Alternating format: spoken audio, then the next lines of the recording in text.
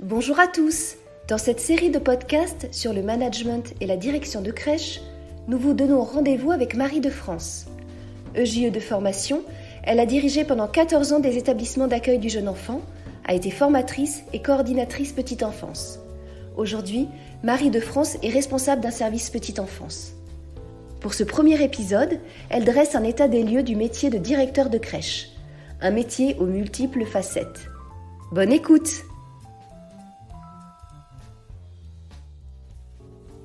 Et si on faisait un petit état des lieux du métier de directeur de AGE? Ou devrais-je dire un état des mieux? Le directeur de AGE est un pilote qui suit un itinéraire prédéfini par un cadre législatif, à travers évidemment les différents décrets relatifs à la petite enfance et les obligations partenariales et financières attenantes au fonctionnement. Ce poste s'est beaucoup complexifié au fil des années, et aujourd'hui il s'agit presque d'être un mini-directeur d'exploitation.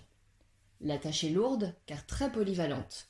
On doit être performant en gestion, en finance, en ressources humaines, en pédagogie, en sanitaire et médical, en prévention, une liste non exhaustive. L'ensemble de ces enjeux requiert bien plus que le bref aperçu, si on peut le désigner ainsi, de management dispensé dans les différentes formations qui ouvrent les portes des postes d'encadrement.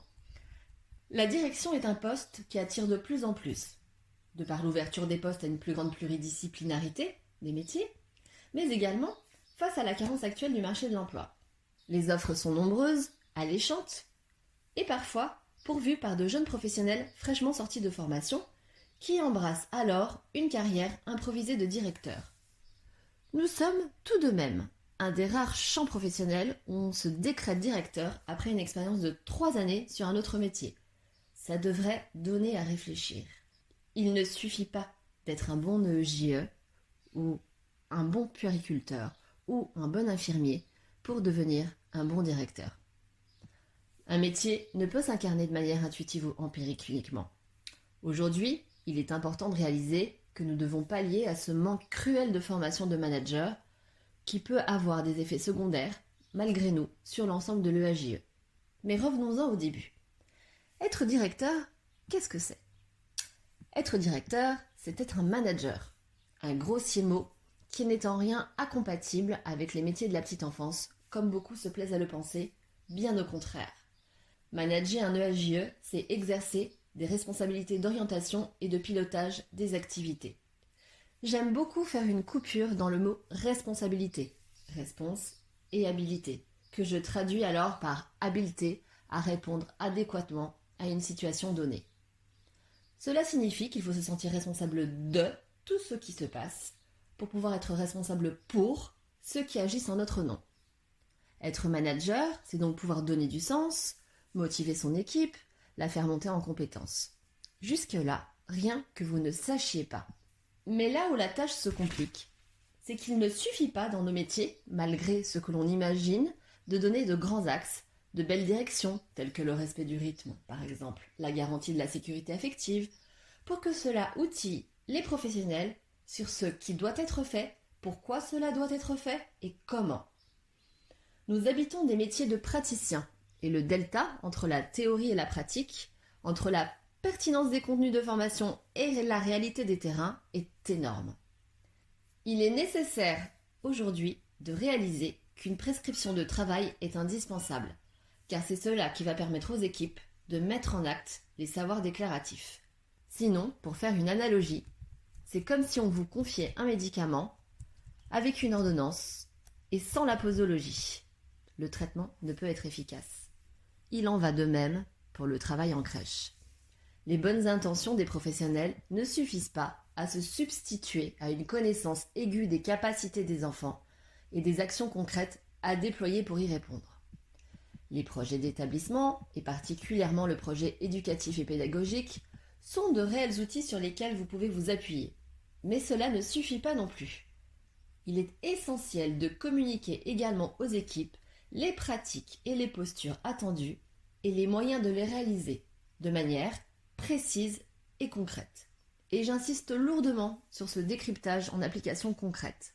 En effet, si l'on demande aux professionnels de rester au sol en section des bébés, Il est nécessaire d'accompagner cette consigne d'un pourquoi et d'un comment, car il y a autant d'interprétations de cette consigne que de professionnels au sein de votre établissement, et ce qui va de soi pour vous ne va pas de soi pour l'ensemble.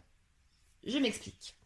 Si on ne reprécise pas que le regard est un lien essentiel dans la relation au tout petit, qu'il ne doit pas vous perdre des yeux, car dès que vous sortez de son champ de vision, vous n'existez plus. Et donc, vous ne pouvez plus lui apporter la sécurité affective nécessaire. Si vous mettez des mots, cela ne remplace en rien le fait de se déplacer ou d'établir un contact physique, car vos mots ne prennent pas le sens, et il faut toujours être en veille, interagir et éclairer ses enfants de votre présence. Vous avez alors des professionnels assis au sol et qui parfois quittent leur corps pour vivre d'autres aventures ailleurs dans leur tête. Et vous vous retrouvez, malgré leurs bonnes intentions et les vôtres, avec des dysfonctionnements pédagogiques. Ne pas faire l'économie de ce temps de prescription est un vrai gage de sécurité et de qualité. Mais nous aurons l'occasion d'en reparler. Être à la tête et au cœur d'une structure d'accueil nécessite donc en amont une vraie réflexion sur la responsabilité engagée, tant auprès des enfants et de leurs familles que des professionnels. L'engagement et les valeurs qui animent la direction seront les points d'ancrage de construction du dispositif nécessaire au fonctionnement, et cela ne se délègue pas, et ce, quel que soit votre cœur de métier. Je fais ici une petite aparté. Je vois encore beaucoup trop d'infirmières et de puéricultrices qui délèguent complètement le projet éducatif et pédagogique à l'EJE, prétextant ne pas être formées pour. Aujourd'hui, j'ai envie de vous dire qu'il faut cesser cela pour 2 bonnes raisons. La première, votre pragmatisme et bon sens, souvent développés lors d'une expérience hospitalière, sont des compétences suffisantes pour venir à bout de ces 2 projets. Et deuxièmement, un manager n'a pas besoin d'être un expert. Pour manager la pédagogie, vous n'êtes pas obligé d'être un pédagogue certifié. Mais nous parlions de responsabilité et d'engagement, et celui-ci est déclinable à souhait. Commençons peut-être par le recrutement et l'accueil des professionnels dans la structure. Bien plus qu'un simple choix, il s'agit de recevoir quelqu'un, d'être apte à lui donner les moyens de partir de là où il en est pour aller vers une construction collective. Cela pourrait s'apparenter de manière imagée à l'aptitude qu'aurait une locomotive à raccrocher tous les différents wagons nécessaires au voyage. Et cela ne va pas de soi. La direction doit donc installer les conditions nécessaires à l'élaboration d'une relation de confiance qui débutera avec un cadre de fonctionnement et des règles explicites, posées et accompagnées pour qu'elles soient accessibles à chacun. Accompagner un professionnel, c'est en étant détenteur du cadre, s'assurer de lui avoir offert tous les moyens nécessaires à la compréhension de ses missions, de sa place, de ses limites et des limites de ses actions. Vous l'aurez compris, cela se traduit via des écrits professionnels qui sont de véritables leviers de management. Second outil clé dans la prescription de travail, la rédaction des fonctionnements institutionnels, qui va contribuer à poser clairement et de manière accessible le cadre de fonctionnement pour que chaque professionnel puisse avoir un support qui balise son travail. Ces consignes sont la traduction du travail attendu spécifiquement dans cette structure et représentent un engagement réciproque qu'il paraît important de formaliser en co-signant cet outil. Un travail long et fastidieux, certes, mais qui vient donner du sens à chaque moment de la journée et aux pratiques attendues, tant dans le savoir-être que dans le savoir-faire. Mais ces outils et ces espaces ne s'autosuffisent pas. Poser et accompagner des actes professionnels demande une vigilance accrue et une posture de supervision et d'évaluation de votre part, autre acte managérial. En effet, énoncer les priorités est essentiel, en entretien, en réunion par exemple, mais savoir adapter son management, c'est aussi analyser le degré d'autonomie et de compétence des professionnels, et pour ce faire, cela nécessite de franchir la porte de son bureau pour aller auprès d'eux. Et ce, non pas seulement en remplacement, ou pour donner un coup de main, ou pour faire l'appel. L'observation professionnelle, le travail en binôme, bref, la présence de la direction en section, ou unité, ou ambiance, est un incontournable pour rester garant et détenteur du cadre de fonctionnement. Votre troisième et bel outil, l'évaluation formative et normative. Évidemment, il ne s'agit pas de débarquer en section et de commencer à commenter chacun des actes n'étant pas détenteur de tout le contexte.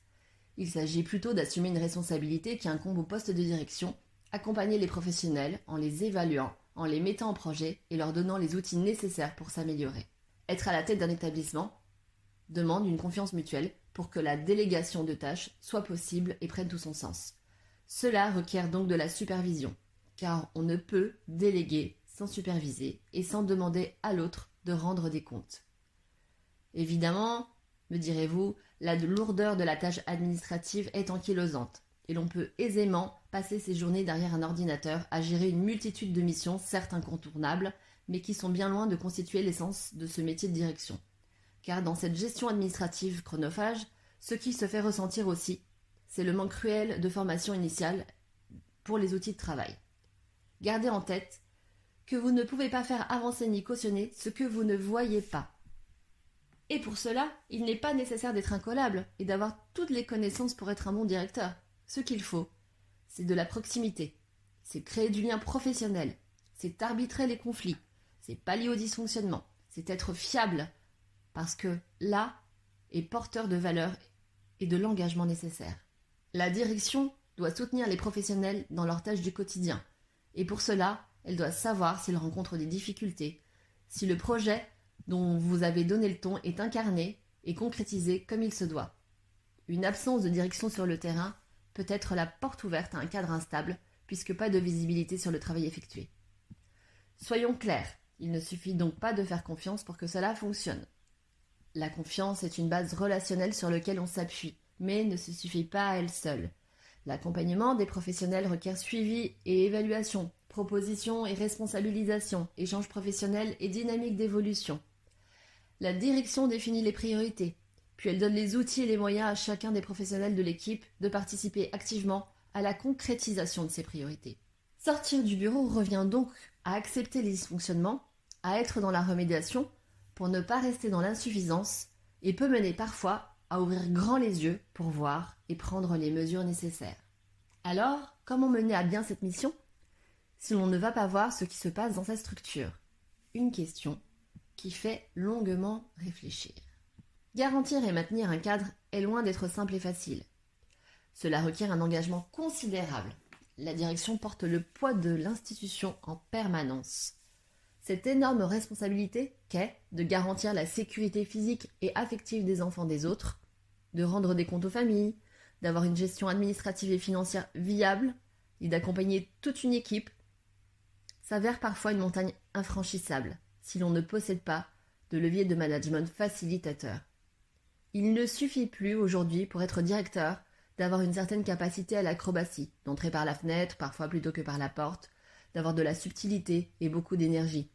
Il est impératif de vous construire des outils et de ne rien laisser au hasard, même ce qui vous semble aller de soi.